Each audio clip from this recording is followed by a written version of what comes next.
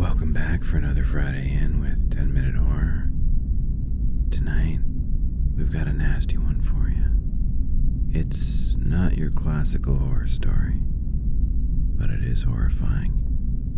Find a comfy seat, strap in, pour 'em and roll 'em. This is a horrible revenge.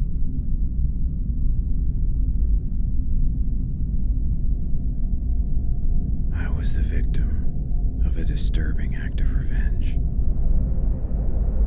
It had been plotted out meticulously and deviously, and in the way only a deeply pained and morally destroyed individual could. It started when I woke up one morning to find a chain padlocked tightly around my ankle. The key slit on the padlock was jammed with some kind of quick-dry cement. I had my dress pants and a shirt on from the previous night, but no socks or shoes. I was laying on a bare mattress in a wood-paneled room. The chain on my ankle trailed across the floor and out of a doorless entryway into a kitchen. I followed the chain through the bare kitchen and into a living room which had a sheet of paper hanging on the wall. Below the paper was old fishing tackle and an ancient fishing rod. The paper had simple handwriting scrawled across it. If you can survive 3 months on whatever fish you catch, I'll give you a lock cutter and let you go free. The chain continued through the living room and out the front door. From there, I stood on the edge of the wooden deck of an old cabin. I was looking out at a beautiful backyard that backed onto a completely unpopulated lake. At the edge of the water, there was a wooden deck that led out 20 feet. The chain around my ankle led off to the right, where there was a fire pit and a large tree. The chain looped around the tree and was padlocked with the key slit jammed. I walked in every direction, as far as the chain would allow, and made note of the distance from the tree. I had enough chain slack to get into the bedroom of the cabin, to get to the edge of the dock, and then 70 feet to the left or right of the cabin in a 140-foot diameter tether. I yelled. I screamed. But the lake and the woods swallowed up my voice. I knew I was placed here because I'd never be found. Everything was planned out too well. I had no idea where I was. There was no way to call or communicate to anyone, and I was completely alone. That night, I managed to collect enough kindling and wood to start a fire in the pit. I went to sleep hungry, knowing the next day wasn't going to have me waking from this nightmare. I'd be right back there in the morning. And I was. My second morning, I drew upon the basic survival methods I knew to stay alive and implemented them around the cabin. By the end of the first week, I managed to create and maintain fires. Then I built small traps to catch squirrels and chipmunks. The traps caught several squirrels on the first night. I roasted them and ate the meat I could. I saved small bits and used them for fish bait on the rusty hooks from the tackle box. The first day of fishing went surprisingly well. I got some bites and managed to catch 2 pickerel and 1 lake trout. Using some old fishing line, I tied together several sticks and built a sort of grill that just sat high enough above the fire to smoke them. I felt like I was becoming one with the land.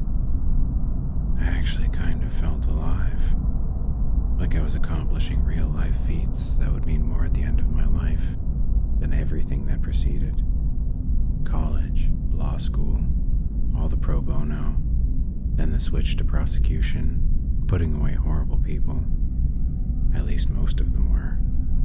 But the only thing that mattered here was survival. It was me and nature. So I kept the traps going and kept fishing, and over the next few weeks, I found there were more and more bites. I began to catch 5, 6, sometimes 7 fish a day, and they were getting larger and larger. I spent the nights trying to remember what happened before I woke up at the cabin. I remembered working late, clearing out the office on my last day before my early retirement. I went to my car in the parking garage, got in, and then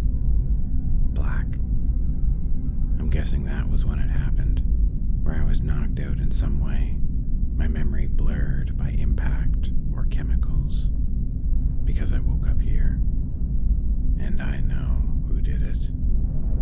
His name was Patrick Wilkins, and unfortunately, I'd only made his acquaintance when my car T-boned his. I was driving home alone from a dinner with a coworker. I'd been drinking enough that I'll admit I shouldn't have been driving, but I was. Patrick was in his 20s and had a wife in the front seat. As it turned out, she'd just discovered she was pregnant. Patrick's wife died in the accident, but he survived. I was nearing retirement, and after all the years of courtroom drama, I was looking forward to quiet, perhaps at a cottage, which was painfully ironic. My wife passed away when our daughter Anne was just going off to college. Now, Anne worked in a shop in the city. I'd always hoped she'd have a big family one day that would come visit me whenever I decided to play out my retirement. After the accident, I knew how to talk to the right people to tilt the investigation in my favor. The crash had occurred on a country road intersection. Only some prankster had removed the stop signs. Technically, it wasn't my fault, but still, I'd been drinking and was driving way too fast. I called in every favor I had and managed to get rid of the toxicology, fudged the information for the tire mark skid lengths on the road, the impact details, and eventually had the case thrown out. I'd already planned my retirement, so it was a quiet exit. I'd hired a private investigator to look into Patrick, who disappeared after the case died. But before I got the file on Patrick, I was finishing my last day of work. Then I was walking to my car. Then I was getting into it. Then, black. I understood why Patrick would want revenge. I just didn't understand this. Why the cabin and the fishing and the 3 months. Wondering about it didn't help. I supposed all I could do was survive the 3 months. There wasn't another choice. So I made more traps and caught more rodents and made more bait and caught more fish and got more wood and made more fires and ate more meals. The cycle continued through the days and weeks. Finally, 3 months passed. I woke up that morning and found an old standard television and VCR. There was a VHS tape on top. The VHS had a piece of white tape on it with the words, "Play Me," written in Sharpie. It had been 3 long months since I'd seen or spoken to anyone, and the only communication I'd received was to survive this length of time. So all I'd done was trap, fish, eat, find firewood, and burn it. All the while my mind was constantly wondering what the point of it all was. My days were basically what I'd wanted to do in the first place upon retirement, only not so roughing it. Finally, 3 months were up. The answer was here, and I was terrified. I put the tape in the VCR. It started up from the perspective of an old camcorder held shakily from the backseat of a car at night. I recognized the dash and mirror hanging air freshener immediately. It was my daughter Anne's car. I watched the camera as it recorded gloved hands covering a rag in starter fluid. Then the camera turned out the window, and I saw Anne close up and lock her store for the night.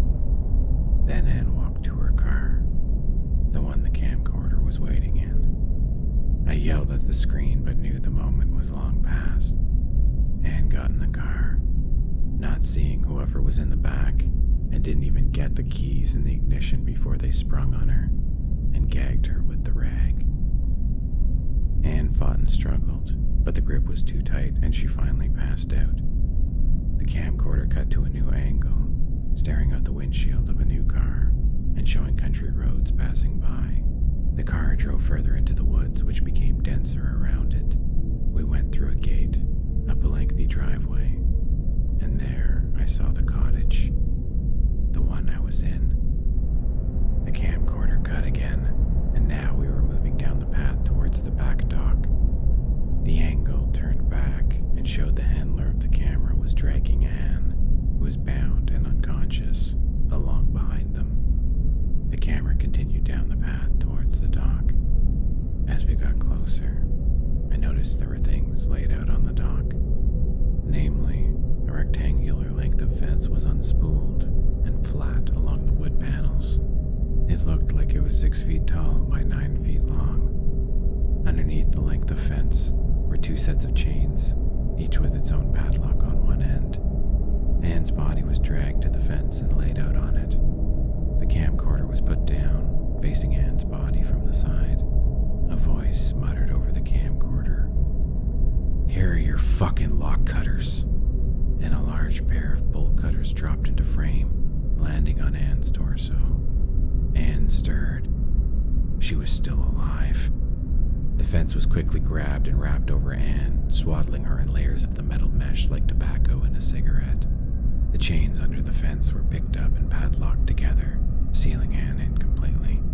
The length of the rolled fence was dragged to the end of the dock, where 2 cinder blocks and more chains were waiting. The blocks were chained to opposite ends of the rolled fence. The camcorder settled on the roll of fence, and the voice came back again. "I always loved the solitude of this lake. One thing, though, never had good fishing here. But I think the fish just never had anything to eat. And now, they do. And you do too." I punched the television screen as I saw the cinder blocks being kicked over the edge of the dock. I sprinted out of the cabin and down to the water and jumped in, swimming along the side of the deck. I swam down as far as the chain would allow, trying to see the bottom, but it was too deep and dark where she'd be, and there was nothing I could do for her anyway. She'd been eaten away by the fish, and they'd been eaten by me. I threw up on shore and couldn't think straight for 2 days. I didn't know if I wanted to live, but I knew I didn't want to die like this. So I gathered all the loose kindling and wood in the area. I filled the cabin with it all and started a bonfire in the center, then walked out to the water and laid in it, watching the cabin go up in flames. The fire spread to the surrounding trees. In little time, it took out several acres, attracting wildlife and emergency services attention. They found me there, alive, floating 30 feet out in the water, beside a charring dock and still chained to a tree that was amongst the inferno. I was saved and treated for all kinds of injuries and infections in a nearby hospital. I told the police about Patrick, but he was beyond their authority. It turned out Patrick had committed suicide after he dropped off the VHS tape for me to watch in the cabin. Patrick didn't know I got out. He didn't know I escaped, and he'd made no plan to even attempt to deal with the possibility that I might. The only plan he made was for a horrible revenge.